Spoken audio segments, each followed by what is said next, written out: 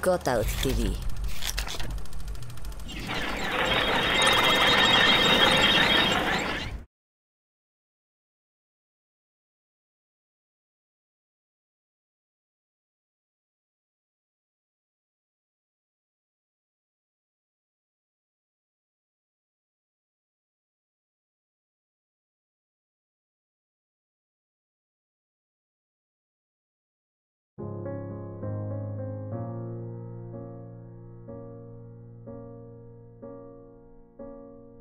The original impulse for the first one also had something to do with that I felt adaptation, meaning getting used to the things and not being that interested in them anymore.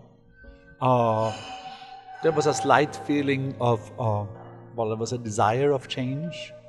I felt somewhat jealous of students that I've done a workshop with that could experiment freely, and I wanted to have that opportunity again.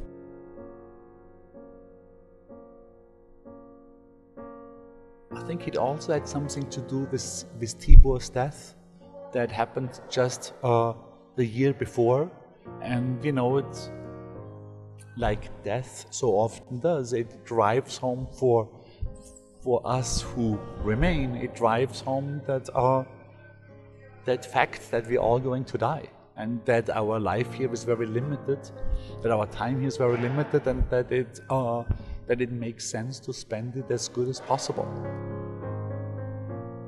So all those combined, probably some more,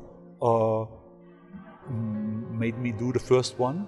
And then the second one was much easier because the first one was so successful. As in, it was very worthwhile creatively. Like the direction of the studio changed significantly after the sabbatical, and I feel for the better. It was extremely enjoyable. The fears that I had, as in we would be forgotten, didn't come true. So it was positive on all levels.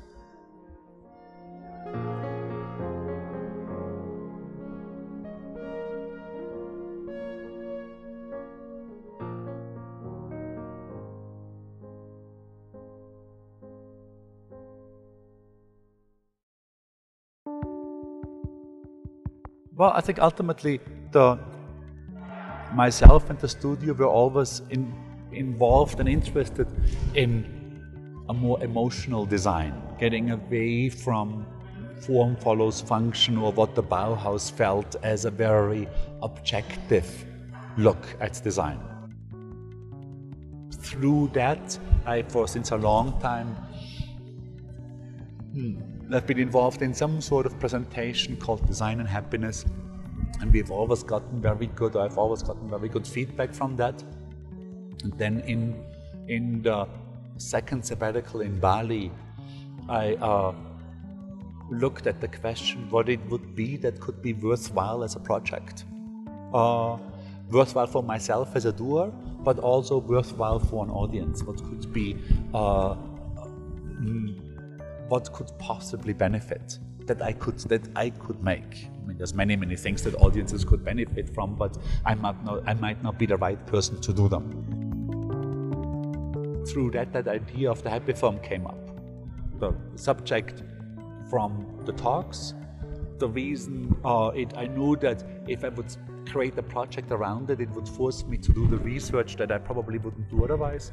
And then very importantly, that it would be a film, that it would be something that would be a challenge that, you know, I've never done a film before, so it would force me into learning this newish language.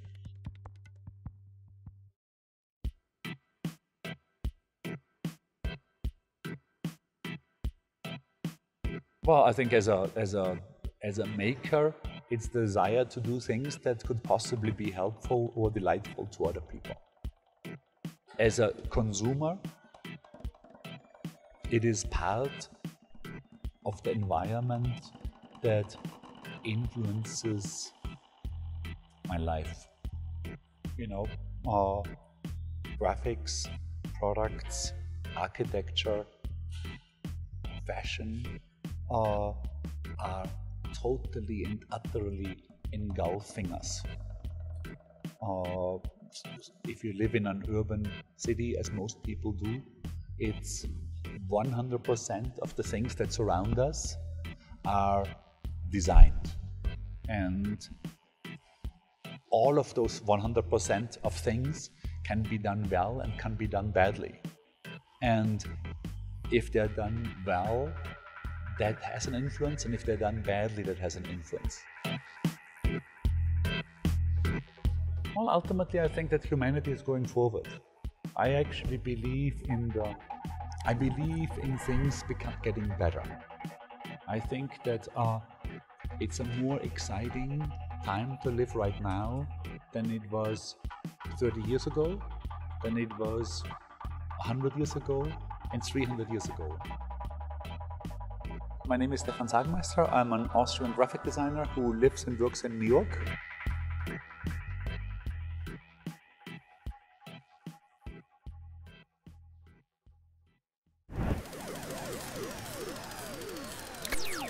CutOutTV.